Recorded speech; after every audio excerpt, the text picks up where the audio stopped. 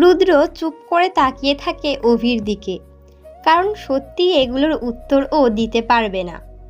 নোংরা রাজনীতি অন্ধকার জগতের মাঝে নিজেকে তৈরি করতে গিয়ে হৃদয়টাকে এতটাই কঠিন গড়েছে ও, যে এর ভেতরের অনুভূতিগুলো সেই শক্ত প্রাচীর ভেদ করে কিছুতেই ঠোঁটের আগায় আসতে চায় না। আবেগ, কষ্ট, যন্ত্রণা, অনুভূতিগুলোকে প্রকাশ করার ভাষা তো ও শেখেইনি কোনো দিন। এর পদ্ধতিও ওর জানা নেই। জানলে কি আর মেয়েটা ওর উপর আজও এত অভিমান করে থাকতে পারতো? ও যদি বলতে পারতো তাহলে ঝিনুক হয়তো জানতো। সেদিন হাসপাতাল থেকে ফেরার পরেই যখন ও ছুটে এসে নিজের ছোট্ট ছোট্ট হাত দুটো দিয়ে ওকে জড়িয়ে ধরেছিল, বলেছিল যে ও নীলকে অনেক মিস করেছে, শরীরের সব ব্যথা যেন ওখানেই জুড়িয়ে গেছিল। বোঝাতে পারলে হয়তো ও বুঝতো ওই ছোট্ট হাতের স্পর্শটুকুই সেদিন ওর সারা শরীরের ক্ষতর উপর মলমের মতো কাজ করেছিল। ওকে দেখাতে পারলে হয়তো ও দেখতে পেত সেদিন আলিঙ্গনের নরম উষ্ণতার জায়গায় ওর শরীরের অস্বাভাবিকভাবে বাড়তে থাকা উষ্ণতাকে অনুভব করে জামার ফাঁক থেকে উকি দেওয়া ভয়ঙ্কর অত্যাচারের কালশিটে দাগগুলো দেখে ওর নীলের ঠিক কতটা কষ্ট হয়েছিল। সেদিন ওর নীল যে কেন ওকে নিজের থেকে এতটা দূরে সরিয়ে দিয়েছিল সেটা হয়তো বোঝাতে পারলে ও বুঝতো। ও হয়তো জানতে পারতো ওর নীল কোনো দিন নিজের প্রমিস ভাঙেনি। নীল কথা দিয়ে কথা রেখেছে, সব সময় ওর ছায়া হয়ে থেকেছে ওর পাশে। রুদ্র জানে না যত্ন করে সাজিয়ে রাখা এই অনুভূতি, এই আবেগগুলো কোনোদিন ও ঝিনুককে বোঝাতে পারবে কিনা। কিন্তু 12টা বছর ধরে প্রতিটা দিন, প্রতিটা মুহূর্ত জুড়ে ওকে শুধু নিজের করে রাখার যে একটা অদম্য জেদ ওর ভিতরে একটু একটু করে তৈরি হয়েছে, সেটাকে যে দমিয়ে রাখা ওর পক্ষে আর কোনোভাবেই সম্ভব নয়, সেটাও খুব ভালো করেই বুঝতে পারছে। গাড়ি ছুটে চলেছে শেখাওয়াত প্যালেসের দিকে। আজ রুদ্রকে অনেক বেশি অন্যমনস্ক দেখাচ্ছে। গাড়ির জানালা দিয়ে বাইরের জঙ্গলের দিকে স্থির ওর দৃষ্টি। 12টা বছর আগে একটা নিষ্পাপ মন অরণ্যকে অন্যভাবে চিনতে শিখিয়েছিল ওকে। ওই 2.5 মাসের সময়টা পুরো জীবনে কাটানো একটা স্বর্গীয় অনুভূতির সমান ওর কাছে। রুদ্রনীল সিং শেখাওয়াত অপ্রতিরোধ্য, কিন্তু 12 বছর আগের ওই সময়টাই একটা নিষ্পাপ সরলতার কাছে ওর হৃদয় প্রথমবারের জন্য পরাজিত হয়েছিল, স্বেচ্ছায় নত হয়েছিল তার সামনে। সেদিন যেই অনুভূতিগুলোর সূচনা ওই হৃদয়ে লেখা হয়েছিল, সেগুলো দিন দিন আরও গাঢ় হয়েছে, আরও তীব্র হয়েছে, সযত্নে লালিত হয়েছে ওর হাতেই। কিন্তু আজ ওই হৃদয়ে হঠাৎ করেই যেন তুষার ঢাকা তুষের আগুন জ্বলছে। এতগুলো দিন ধরে ও নজরে নজরে রেখেছে জীবনের সবথেকে প্রিয়, সবথেকে মূল্যবান জিনিসটাকে, আর আজ সেই জিনিসের উপর অন্য কারো স্পর্শ কোনোভাবেই বরদাস্ত করবে না ও। ওর সেমিনার অ্যাটেন্ড না করে ওই দুর্জয় শেট্টির সাথে সময় কাটাচ্ছে ঝিনুক, এটা যেন কিছুতেই মেনে নিতে পারছে না রুদ্র। ভেতরে চেপে রাখা প্রচণ্ড রাগ, ক্ষোভের আগুনে উৎপন্ন উষ্ণ বাষ্প একটু একটু করে জমা হচ্ছে মাথার ভিতরটায়। যে কোনো মুহূর্তে যে একটা বিস্ফোরণ ঘটবে আর সবটা ঠেলে বাইরে বেরিয়ে আসবে, সেটা ভালোই বুঝতে পারছে ও। স্টপ দি কার। রুদ্রর কথায় ড্রাইভার জোরে ব্রেক কষে দাঁড় করিয়ে দিল গাড়ি। ওর গাড়ি দাঁড়াতেই সামনে পিছনের 7টা গাড়িও পরপর দাঁড়িয়ে পড়ল। গাড়ির দরজা খুলে বাইরে এসে দাঁড়ালো রুদ্র। ঝিনুককে ঘিরে এই অনুভূতিগুলো অনিয়ন্ত্রিত হয়ে পড়লেই দম বন্ধ করা একটা কষ্ট বুকের বাঁ দিকটায় জাঁকিয়ে বসতে শুরু করে। আজ ওর কাছে সব আছে, বৈভব, ক্ষমতা, প্রভাব, প্রতিপত্তি, সব নেই শুধু শান্তি। বুকের ভিতরটা শুধু একটা অস্বস্তির রাজত্ব, সবটা জিতেও কোথাও না কোথাও হেরে যাওয়ার একটা বিষণ্ণ অনুভূতি। রুদ্রকে বাইরে বেরিয়ে আসতে দেখে অভি বাইরে নেমে এলো। কাজ হয়ে গেছে ভাই, ইনফরমেশন জাস্ট এলো।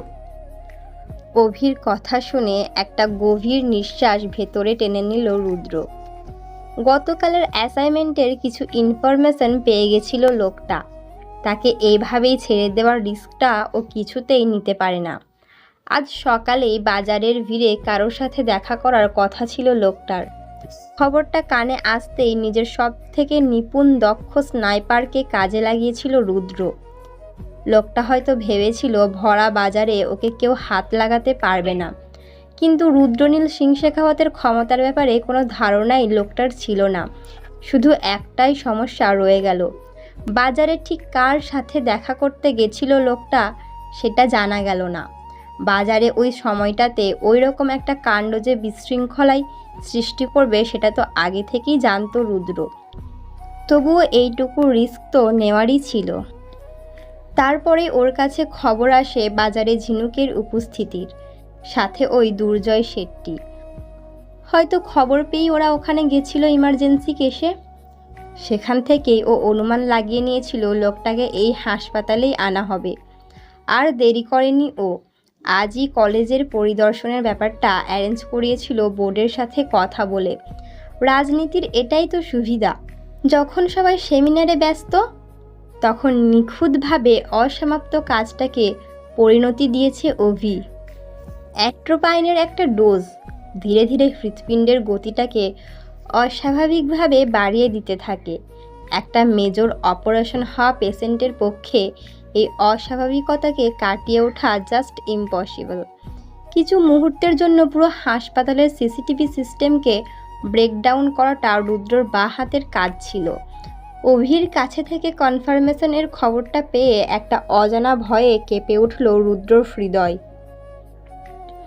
আজ বাজারে মানুষটার প্রাণ বাঁচাতে মরিয়া ঝিনুককে দেখে একটাই প্রশ্ন ওর মাথায় এসেছিল, যে জীবন বাঁচায় আর যে জীবন কেড়ে নেয় তাদের মিল কি আদৌ এই পৃথিবীতে সম্ভব? ঝিনুক যদি ওর এই ডার্ক সাইডটা কোনোদিন জানতে পারে তাহলে কি ওর থেকে চিরদিনের মতো দূরে চলে যাবে? ওর মুখটাও আর দেখতে চাইবে? তখন কি করে থাকবে ও? কি নিয়ে বাঁচবে? অভিমান মনের এমন একটা অনুভূতি যেটা না তো কারোর কাছে ব্যক্ত করা যায়, না চুপচাপ সহ্য করা যায়। এটা এমন ধিক ধিক করে জ্বলতে থাকা একটা আগুন যেটাই রোজ রোজ একটু একটু করে শুধু নিজেকেই পুড়তে হয়। তার জ্বালা যন্ত্রণাগুলো মুখ বুজে নীরবতার সাথে মেনে নিতে হয় শুধু। মনের এই দহন যন্ত্রণার খবর জানতে পারে না কেউ।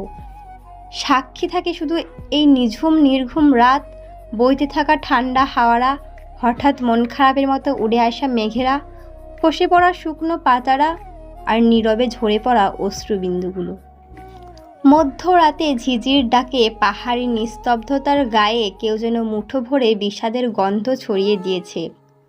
জানালার পাশে দাঁড়িয়ে থাকা মানুষটার দুটো চোখে তখন শ্রাবণের উষ্ণ ধারা। নতুন আলোর শুভ সূচনা না হলেও ঘড়ির কাঁটার ঘূর্ণন জানান দিচ্ছে সময়ের হিসাবে নতুন একটা দিনের সূচনা হয়ে গেছে। 12 বছর আগের এই দিনটাই ছিল সব কিছু বদলে যাওয়ার মূল কারণ। না সেদিনও ঘর থেকে বাইরে বের হতো, আর না ওকে নিয়ে রুদ্র পালাতো, আর না এগুলো হতো। আজ রুদ্রর জন্মদিন। এই দিনটা না চাইতো ঝিনুকের জন্য তীব্র যন্ত্রণা বয়ে নিয়ে আসে প্রতিটা বছরই। কিরে, ঘুমাবি না? খুশির আওয়াজে পিছনে ফিরে তাকালো ঝিনুক। অন্ধকারের এটাই একটা সুবিধা, আবেগগুলোকে খুব সুন্দরভাবে রাতের অন্ধকারে আড়াল করে দেওয়া যায়। কান্নায় বুজে আসা গলাটা সামান্য ঝেড়ে নিয়ে ঝিনুক বলল, এই তো শোবো। বাইরের হাওয়াটা ভীষণ ভালো লাগছে জানিস, মনে হয় বৃষ্টি হবে। এই ঠান্ডায় বৃষ্টি? তুই মন থেকে চাইলে বরফও পড়তে পারে। মাথার স্ক্রুগুলো আবার ঢিলা হয়ে গেছে তাই না? চুপ করে শুয়ে পড়। রাতের ঠান্ডা হাওয়া বুকে লাগাস না, একই শরীর খারাপ। শুয়ে পড় যা। চোখে জল থাকা সত্ত্বেও ঠোঁটের কোনায় একটা হালকা হাসি খেলে গেল ঝিনুকের। সত্যি, জীবনটা যে ওর কোনোদিন এইভাবে ঘুরে যাবে ও ভাবতেও পারেনি। রক্তের সম্পর্ক না হওয়া সত্ত্বেও এই সম্পর্কগুলো ওর জীবনে ঠিক কতটা জায়গা জুড়ে আছে সেটা শুধু ওই জানে। প্রায় 1.5 ঘন্টার লম্বা দৌড় শেষ করে এসে কলেজ ক্যাম্পাসের লনের উপর হাত পা ছড়িয়ে বসে পড়ল দুই মূর্তি। উফ, আমার দ্বারা আর হবে না, হাঁপিয়ে গেছি। এত সুন্দর বৃষ্টি ধোয়া একটা সকাল, আর একটা রাউন্ড তো মারাই যায়। কুড়েমি করিস না, দিন দিন তোর পেটটা বেরিয়ে যাচ্ছে, দেখতে পাচ্ছিস না? তুই চোখে চশমা লাগা আগে, আমার পেট বেরোচ্ছে? দেখি দেখি তাকা একবার, ছানি পড়েনি তো তোর চোখে? এই একদম বাজে কথা বলবি না, তুই যাবি হ্যাঁ কি না? ঝিনুক, মায়েরার চিৎকার শুনে দুজনেই পিছনে হোস্টেল রুমের খোলা জানালাটার দিকে তাকালো। একবার রুমে আয়, আর্জেন্ট। এর আবার কি হলো রে? যা হয়েছে ভালোর জন্যই হয়েছে, আমি তো বাঁচলাম বাবা। উফ। আজকের এক পাক তোলা রইল, কালকের সাথে যুক্ত হবে। নে এবার চল গিয়ে দেখি ষাঁড়ের মতো গলা ফাটাচ্ছে কেন মেয়েটা। কি রে, সকাল সকাল অ্যালার্মের মতো হুঙ্কার দিচ্ছিস কেন? কি হয়ে? এ কি তুমি? ভেতরে অপ্রত্যাশিত মানুষটার উপস্থিতি দেখে রুমের দরজাতেই পা দুটো স্থির হয়ে গেল ঝিনুকের। কেন এসেছো? আমি তো বলেছি আমি না চাইলে তুমি দেখা করতে আসবে না পাপা। দরকার ছিল মা, এতগুলো বছর কেটে গেল, এখনো কি পাপার উপর রাগ কমেনি? মায়েরা খুশি? একটু বাইরে যাবে প্লিজ? ওরা দুজন বাইরে চলে যেতেই ঝিনুক বিশালকে বলল, পাপা আমি আগেও বলেছি এখনও বলছি, তোমাদের কারোর ওপর আমার কোনো অভিমান নেই, রাগ নেই।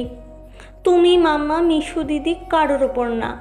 মাম্মা পাপার সব সময় নিজের সন্তানের ওপর অধিকার থাকে, সেটা আমি কোনো দিনও অস্বীকার করিনি। কেন বারবার এই এক কথা বলো? রাগ না করলে তুই একবার অন্তত আমার সাথে বাড়ি ফিরতিস। পাপা তুমি খুব ভালো করেই জানো আমার না ফেরার কারণ তোমরা নয়। তুমি তো জানো ও মামকেল আমাকে একদম পছন্দ করেন না, তার উপর ওই বাড়ির আদব কায়দা কোনোদিনও আমার মাথায় ঢোকে না। আমি ওদের মতো নিজেকে পাল্টাতে পারবো না পাপা।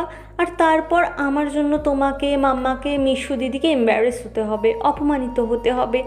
তার চেয়ে আমার ওই বাড়ি থেকে দূরে থাকাই অনেক ভালো। ওই বাড়িতে আমার ইচ্ছে, আকাঙ্ক্ষা, স্বপ্নের কোনো দাম নেই, ওখানে আমার স্বাধীনতা নেই। ওই বাড়ির পরিবেশে আমি বড্ড বেমানান পাপা। তাছাড়া আমার যখন তোমাকে দেখতে ইচ্ছে হয় তখন তো আমি তোমাকে ডেকে নিই। প্লিজ পাপা ওই বাড়ি যাওয়ার কথা আমায় বলো না। এই তো সবাই ভালো আছে, আমিও ভালো আছি, তাহলে কেন উপযাচক হয়ে সমস্যাকে ঘাড়ে টানা? ঝিনুক, আজ রুদ্রর জন্মদিন, প্যালেসে পার্টি আছে, আমি তোকে নিতে এসেছি, প্লিজ না করিস না মা। ঝিনুক তাড়াতাড়ি পিছন ঘুরে ঘরের দরজাটা চেপে বন্ধ করে দিল।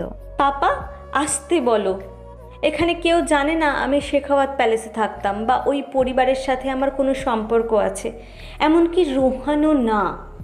রোহানকে অনেক কষ্টে ম্যানেজ করেছি, আর আমি চাইও না কেউ জানুক। বিশাল উঠে দাঁড়িয়ে একটা প্লাস্টিকের প্যাকেট ঝিনুকের দিকে বাড়িয়ে দিল। এটা কি? এটাতে একটা ড্রেস আছে, তোর ইসিমা পাঠিয়েছে তোর জন্য, আর তোকে সাথে করে অবশ্যই নিয়ে যেতে বলেছে মা। তোর মাম্মা মিশি দুজনেই চাই তুই বাড়ি ফিরিস, আর আজকের দিনের পার্টিটা অ্যাটেন্ড করিস, প্লিজ না করিস না। সেটা সম্ভব নয় পাপা। আমি তো তোমাকে ওই বাড়ি ছাড়ার সময় বলেছিলাম যে আমি ওই বাড়িতে আর ফিরবো না।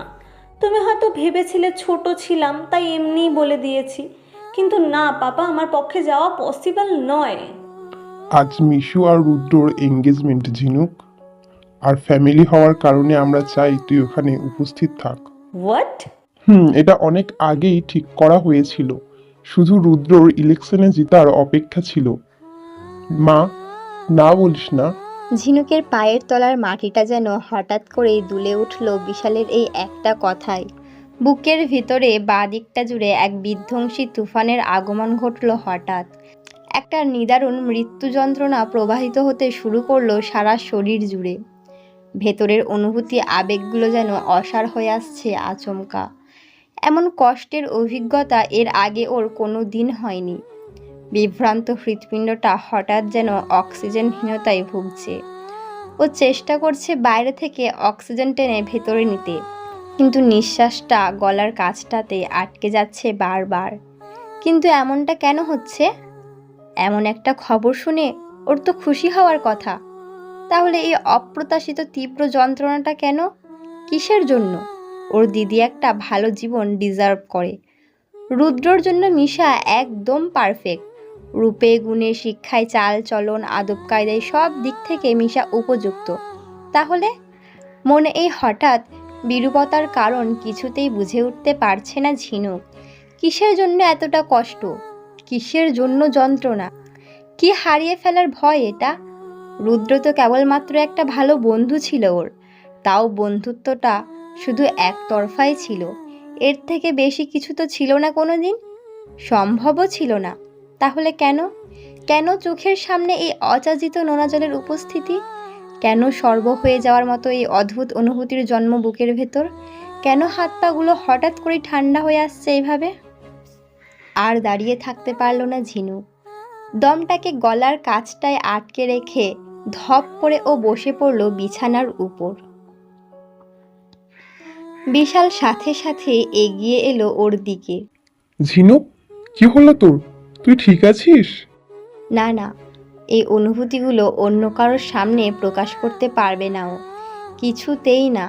নিজেকে কোনো রকম সামলে নিয়ে ঝিনুক বলল, গত কয়েকদিন ধরে আমার শরীরটা ভালো নেই পাপা, আমি যেতে পারবো না, প্লিজ।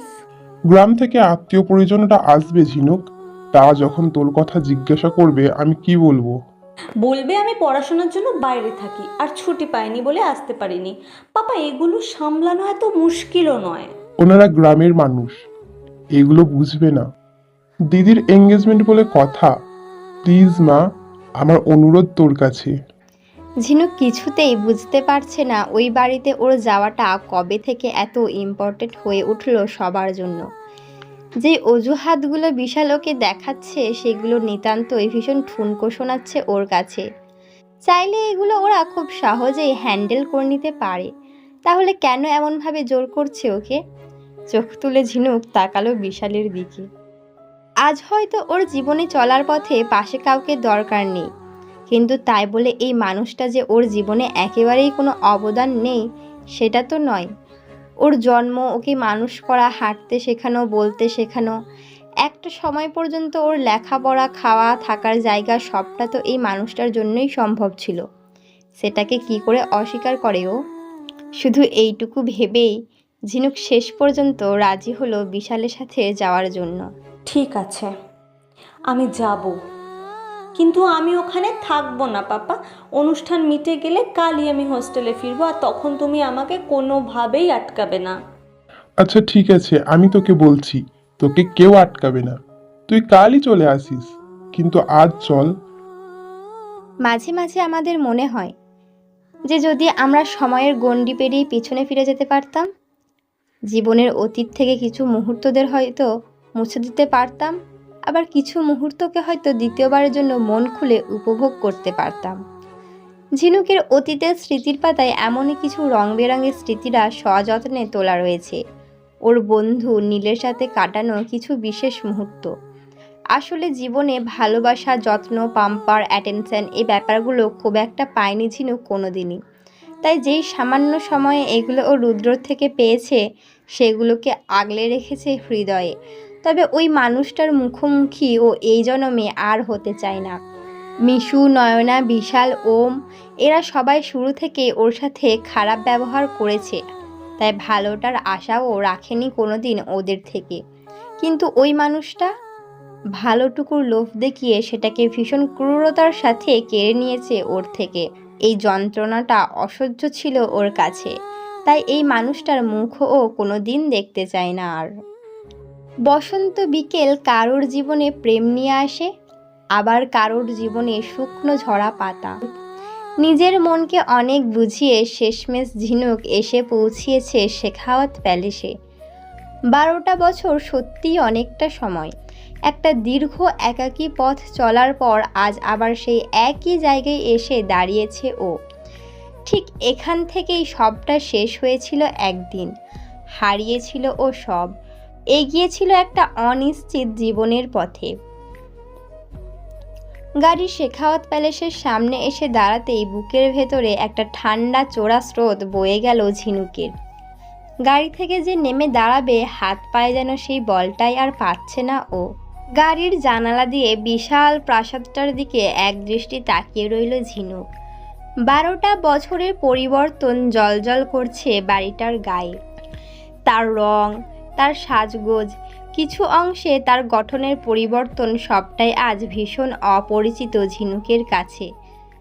ঝিনুককে গাড়ির ভেতরে বসে থাকতে দেখে বিশাল এগিয়ে এসে দরজাটা খুলে দিল। কিরে, কি হলো? বাইরে আয়। বাবার কথায় যেন ঘোর কাটলো ওর। নিজেকে খানিকটা জোর করে গাড়ির বাইরে বার করে আনলো। আসলে এই জায়গার মানুষদের থেকে প্রাপ্ত আঘাতগুলোকে মন ভুলে গেলেও অনাদার, অপমান, লাঞ্ছনার কথা মন যেন ভুলতেই চায় না। স্মৃতিগুলো যে ভীষণ তমসাচ্ছন্ন, অভিশপ্ত, এমন জায়গায় মন যেন কিছুতেই ফিরতে চায় না আর। এত ভাবিস না, চল আমার সাথে, আমি নিয়ে যাচ্ছি। কিন্তু পাপা, এটা কি ঠিক হচ্ছে?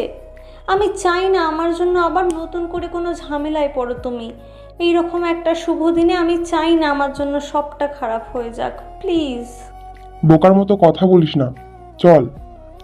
কি আর করে ঝিনুক, বাবার কথায় মন মেরে বাড়ির ভেতর প্রবেশ করলো ও। এক পা করে লনের ধারটায় আসতেই রুদ্ধ হলো ওর পদবিক্ষেপ। পাশের সবকটা কটেজ সময়ের সাথে সাথে নিজের রূপ পরিবর্তন করলেও একমাত্র ওর ঘরটা ঠিক আগের মতোই রয়ে গেছে। রিনোভেশনের ধরাছোঁয়ার বাইরে শুধু ঘরটা নয়, ঘর সংলগ্ন আশেপাশের জায়গাগুলো একদম আগের মতোই রয়েছে, ঠিক যেমনটা ও ছেড়ে গেছিল তেমনটা। যেন 12টা বছরে কেউ ছুঁয়েও দেখেনি জায়গাটাকে। মনের কোণে শৈশবের স্মৃতিগুলো দীর্ঘ নিদ্রার পর হঠাৎ জেগে উঠতে চাইছে যেন। ঝিনুককে থমকে যেতে দেখে বিশাল বলল, আসলে রাজাবাবুর নির্দেশে আমরা প্যালেসে শিফট করেছি। ঝিনুক তাকালো এক নজর ওর বাবার দিকে। ও ভালো, সবটা তো ভালোভাবেই চলছে পাপা। তাহলে কেন বেকার নিজের জন্য সমস্যা বাড়াতে চাইছো সেটাই তো বুঝতে পারছি না আমি। তুই বেশি ভাবছিস, এমন কিছুই না। চল ভিতরে চল, আমাদের এমনিও আসতে দেরি হয়ে গেছে। তোর ইসিমা তোর জন্য অপেক্ষা করছে সকাল থেকেই, গিয়ে দেখা করে নে। আর মাম্মা? হঠাৎ বিশালের চোখে মুখের ভাবগতির পরিবর্তন দেখে ঝিনুক বুঝতে পারল প্রশ্নের উত্তরটা আজও ওর অজানা নয়। পরিবার পরিজনের সামনে খুব বেশি অস্বস্তিজনক পরিস্থিতিতে যাতে না পড়তে হয়, তাই হয়তো আজ মন মেরেই ওকে এখানে ডাকার সিদ্ধান্ত নিয়েছে সকলে মিলে। 12 বছর আগের মতো আজও এখানে অবাঞ্ছিতই। একটা দীর্ঘশ্বাস বেরিয়ে এলো ঝিনুকের ভেতর থেকে। তুমি যাও পাপা, অনুষ্ঠান শুরু হতে তো এখনও কিছুক্ষণ দেরি আছে। আমি একটু ওই দিকটা থেকে ঘুরে আসি। অনুষ্ঠান শুরু হলে এমনিই সবাই ব্যস্ত হয়ে যাবে, তখন না হয় আসবো। তখন কেউ আমাকে নোটিশও করবে না, আর এটাও ভালো হবে পাপা। বিশাল এগিয়ে এসে ঝিনুকের মাথায় স্নেহের হাত রাখল। বেশি দূরে যাস না মা, অন্ধকার তো হয়ে এসেছে প্রায়। তাছাড়া জামাটা তো চেঞ্জও করলি না। আমি এতেই ঠিক আছি পাপা, কমফোর্টেবল। ঝিনুক কিছুক্ষণ ওই জায়গাতেই দাঁড়িয়ে বিশালের যাওয়ার দিকে তাকিয়ে রইল। আজকাল মানুষটাকে একটু অন্যরকম লাগে ঝিনুকের, কেমন যেন বদলে গেছে। মাঝে মধ্যেই রাতের দিকে কল করে ওকে, উদ্দেশ্যহীনভাবে এদিক ওদিকের কথা বলার চেষ্টা করে। চোখের যে আত্মবিশ্বাস, সেই একগুয়েমি জেদগুলো আর নেই, কেমন নরম হয়ে পড়েছে। কি হয়েছে কে জানে। বিশালের সাথে ঝিনুকের সম্পর্কটা একটা সাধারণ বাপ মেয়ের সম্পর্কের মতো নয়, তাই এই অস্বাভাবিকতার কারণটুকু খুলেও জিজ্ঞাসা করতে পারছে না ঝিনুক। ছোট্ট কটেজটার বারান্দায় গোলাপের গাছগুলো একইভাবে সাজানো রয়েছে। গাছগুলো আগের থেকে বড়, ঘন আর মোটা হয়েছে, কিন্তু তবুও সবাইকে চিনতে পারল ঝিনুক। রোজি, টুপু, রুষা, নিনি, টিনটিন আর সব থেকে ছোট পোপো। পোপোর গায়ে থোকা থোকা লাল টকটকে গোলাপ ধরেছে। একসময় কত গল্প ছিল ওদের সাথে ওর। একটা মৃদু হাসির আভা ফুটে ওঠে ওর ঠোঁটের কোণায়। বারান্দায় সিঁড়িতে বসে বেশ খানিকক্ষণ ধরে ভালো করে দেখতে থাকে ঝিনুক গাছগুলোকে। আচ্ছা, ও চলে যাওয়ার পর এদের এত যত্ন কে করেছে? জল, ওষুধ, খাবার না দিলে এরা তো বড়ই হতো না। তাহলে নিশ্চয়ই মোহন কাকা যত্ন নিয়েছে এদের। বাড়ির পিছন দিকটাও পরিবর্তনের ছোঁয়া পেয়েছে।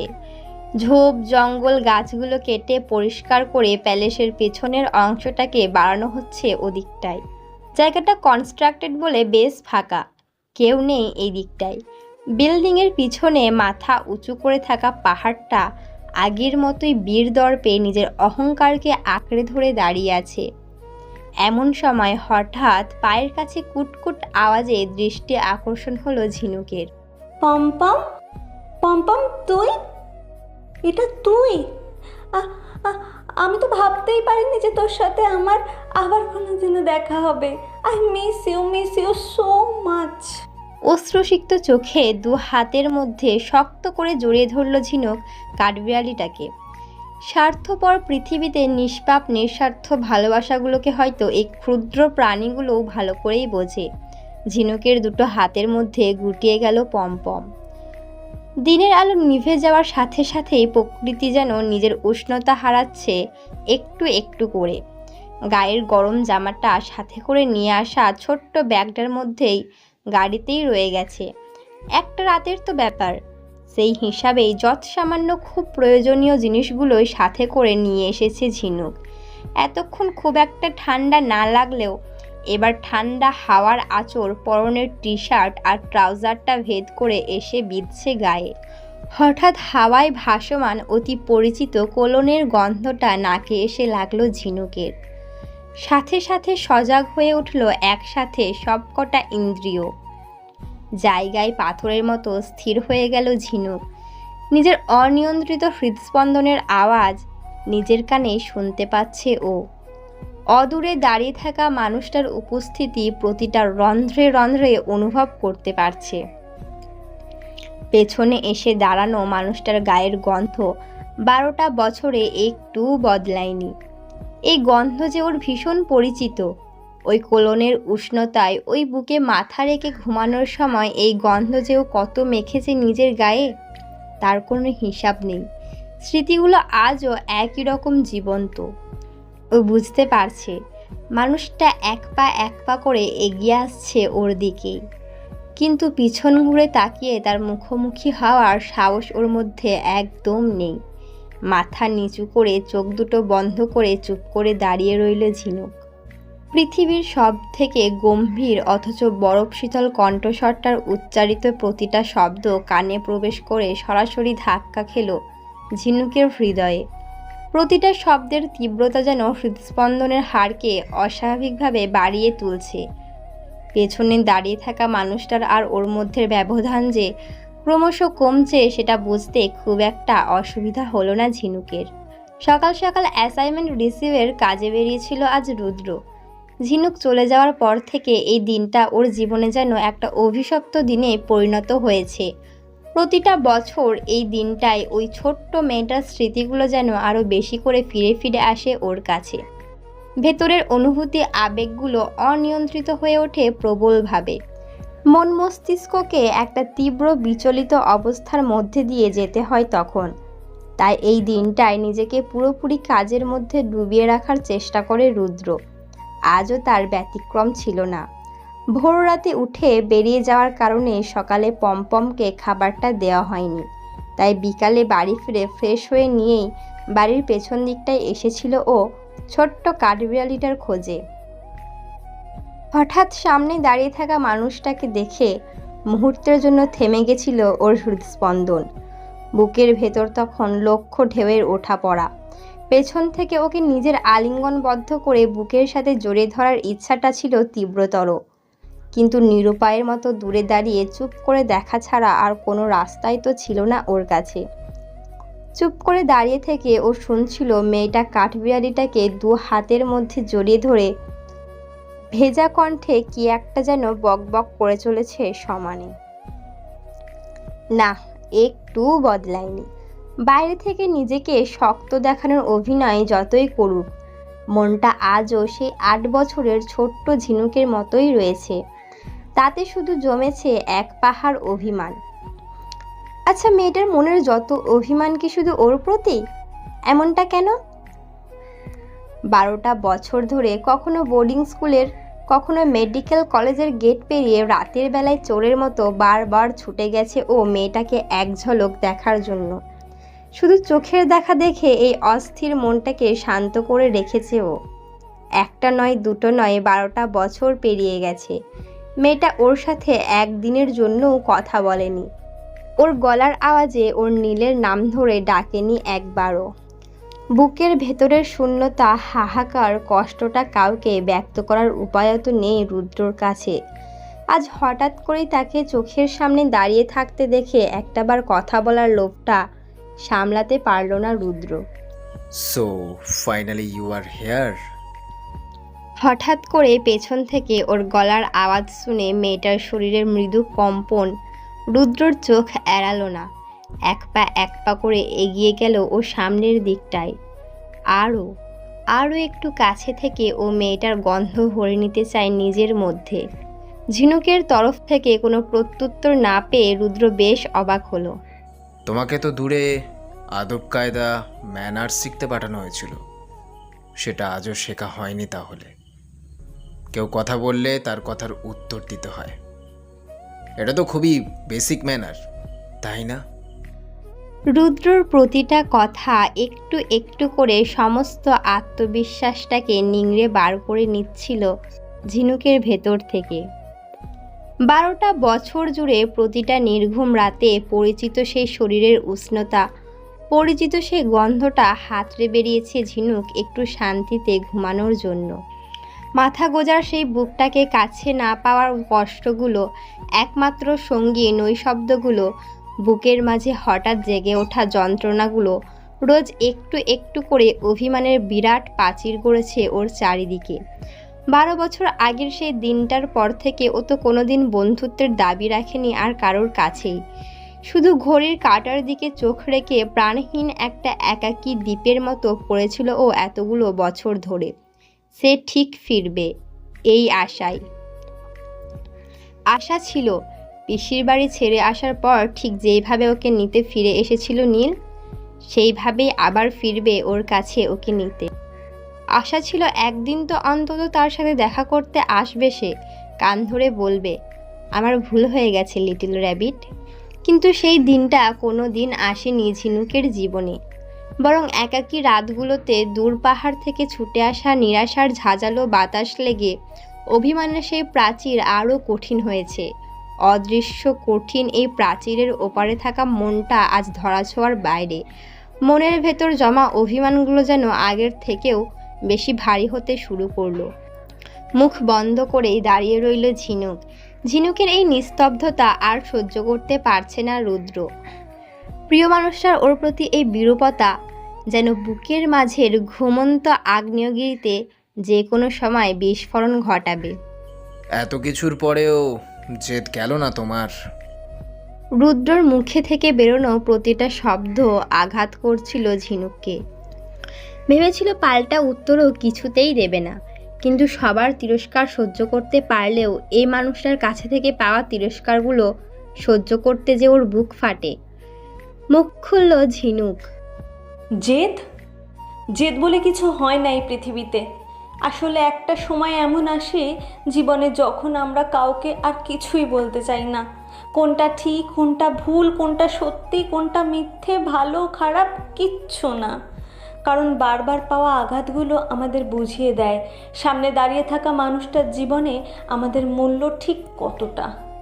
পরিস্থিতি বুঝিয়ে দেয় আমরা হাজার চেষ্টা করি কিছু বোঝানোর, কিন্তু সামনের মানুষটা সেটাই বুঝবে যেটা সে বুঝতে চায়।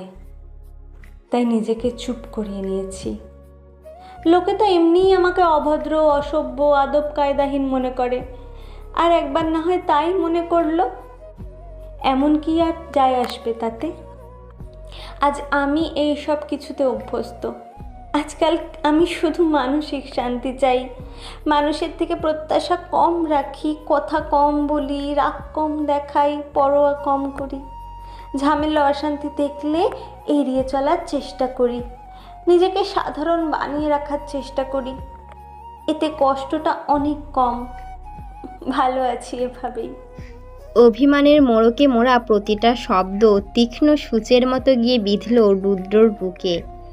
সময় পেলেই অর্থহীন প্রশ্নের ঝুড়ি নিয়ে বসা, সারাটা দিন বকবক করতে থাকা ছোট্ট মেয়েটা আজ অনেক বড় হয়ে গেছে। পরিস্থিতির জটিলতার আঘাতে জীবনের কঠিন অনুভূতিগুলোকে উপলব্ধি করতে শিখেছে। রুদ্র বুঝল মেয়েটার মধ্যে জমা এক বুক অভিমানের গভীরতা এতটাই বেশি যে তাতে খুব সহজেই তলিয়ে যেতে পারবে ও নিজেও। আর এই চুপ থাকার ব্যাপারটা শুধু আমার সাথেই? কলেজে দুর্জয় শেট্টির সাথে কথা বলায় তো কোনো কার্পণ্য দেখতে পেলাম না আজ। চমকে উঠল ঝিনুক, পিছনে ফিরে তাকালো না, কিন্তু মনে মনে ভাবল। নজর রাখছিল আমার উপর। তারপর মুখে বলল, ওই যে বললাম, যে বোঝে না তাকে বলে কি লাভ। ভুল মানুষকে বিশ্বাস করে আগেই অনেক আঘাত পেয়েছি আমি, আর নয়। আর আজ আমি এখানে আসতে চাইনি, পাপাই জোর করে আমায়। এই বাড়িতে ফিরে আসার মতো কিছুই নেই আমার জন্য। আজ যদি মিশু দিদির এঙ্গেজমেন্ট না হতো তাহলে আমি কোনো দিন আসতাম না। ঝিনুকের কথাগুলো যেন এক যুগ ধরে ভিতরে চেপে রাখা সে ক্রোধাগ্নিকে জাগিয়ে দিল নিমেষে। ও, তাহলে তুমি সবটা জানো দেখছি। সো ঝিনুক রুদ্রর প্রশ্নের মানেটা বুঝল না, তাই বিভ্রান্ত হয়ে চুপ করে দাঁড়িয়ে রইল ওখানেই। রুদ্র উত্তর না পেয়ে পুনরায় প্রশ্ন করল, সো দিদির এঙ্গেজমেন্ট নিয়ে কোনো আপত্তি নেই? এইবার ঝিনুক ঘুরে তাকালো রুদ্রর দিকে। মানুষটাকে এতদিন টিভি, নিউজ পেপার, ম্যাগাজিনের পাতায় দেখলেও সামনাসামনি এই প্রথমবার দেখল ঝিনুক। আগের থেকে অনেক বেশি পরিবর্তন এসেছে মানুষটার মধ্যে, চেহারায়, ব্যক্তিত্বে, সব দিকে। শরীরের পেশিগুলো আগের থেকে বেশি দৃঢ়, বেশি কঠিন হয়েছে। তাদের প্রতিটা ভাঁজ আগের থেকেই গভীর। পরিষ্কার গালটাতে এখন ঘন দাড়ির অধিপত্য। চুলগুলো এখনও লম্বাই রেখেছে, সেগুলো কিছুটা টেনে পিছনের দিকটায় বাঁধা, কিছুটা ছেড়ে রাখা। চোখ দুটোর দিকে এক ঝলক তাকিয়েই চোখ নামিয়ে নিল ঝিনুক। 12টা বছর পর অন্ধকারচ্ছন্ন জ্বলন্ত ওই দৃষ্টির তেজ যেন দ্বিগুণ হয়েছে। মানুষটাকে ঘরে বিরাজমান প্রবল প্রতিপত্তির এক অদৃশ্য আভা তার অপ্রতিরোধ্য ক্ষমতাকে ব্যক্ত করছে স্পষ্ট। 12 বছর আগের ওর নীলের সাথে আজকের রুদ্রর যেন কোনো মিলই নেই, যদিও না থাকাই ভালো। নীল যে অনেক আগেই হারিয়ে গেছে ওর কাছে থেকে। পুনরায় রুদ্রর চোখে চোখ রাখল ঝিনুক, কিছুটা উপহাসের সুরেই বলল, আপত্তি আমার? Are you making fun of me? আপত্তি করার মতো অকাত আমার নেই মিস্টার রুদ্রনীল সিং শেখাওয়াত। আর তাছাড়া আমার আপত্তি থাকতে যাবেই বা কেন? মিশু দিদি আপনার জন্য উপযুক্ত জীবনসঙ্গী। মিশু দিদির আদব কায়দা, চাল চলন, শিক্ষা দীক্ষা, সংস্কার সবটাই আপনার পরিবারের বউ হওয়ার উপযুক্ত। ওম আঙ্কেলও খুব পছন্দ করে মিশু দিদিকে। তাহলে এখানে আপত্তির প্রশ্ন আসছে কেন? ঝিনুকের উত্তরে রুদ্রর চোখে মুখের প্রতিক্রিয়া হিংস্র রূপ ধারণ করতে শুরু করলো। কপালের ভাঁজ আরও গভীর হলো, দাঁতের উপর দাঁতের চাপে চোয়ালের পেশি আরও শক্ত হলো। মিস্টার রুদ্রনীল সিং শেখাওয়াত, কথাটা যেন ধারালো ছুরির ফলার মতো বাধাহীনভাবে প্রবেশ করলো রুদ্রর কঠিন হৃদয়ে। এতটা দূরে ঠেলে দিয়েছে মেয়েটা ওকে, এতটা! কিছুতেই মেনে নিতে পারল না রুদ্র। হ্যালো বন্ধুরা, পরবর্তী পার্ট খুব তাড়াতাড়ি আসবে, তো সবাই অপেক্ষায় থাকো। আর চ্যানেলটি যারা এখনো সাবস্ক্রাইব করোনি তারা পরবর্তী পার্ট দেখার জন্য চ্যানেলটি সাবস্ক্রাইব করে রেখো। ধন্যবাদ সবাইকে, আমাদের সাথেই থেকো।